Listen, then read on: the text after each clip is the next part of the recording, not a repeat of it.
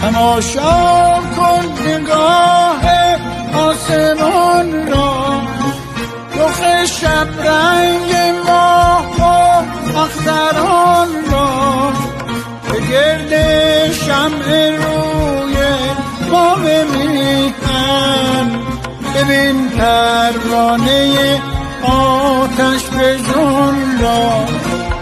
همه چشما به ایرانه، به مهد علم و عرفانه، به این خاکی که هر ذره‌اش برام عزیزتر از جانه. همه چشما به ایرانه، به مهد علم و عرفانه، به این خاکی که هر ذره‌اش برام عزیزتر از جانه.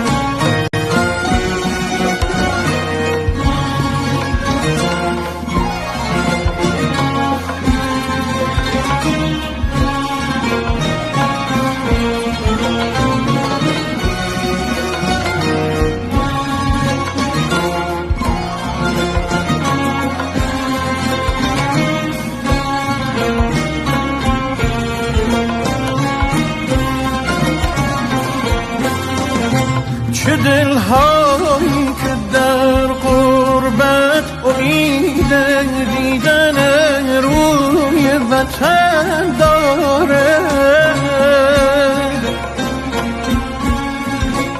چه دلهایی که با حسرت نگاه آرزو سوی وطن داره.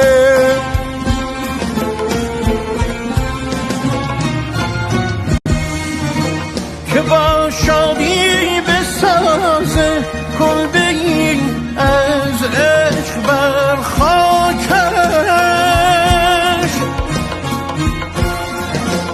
غروب زندگی را سر کنه آسوده در خاکش.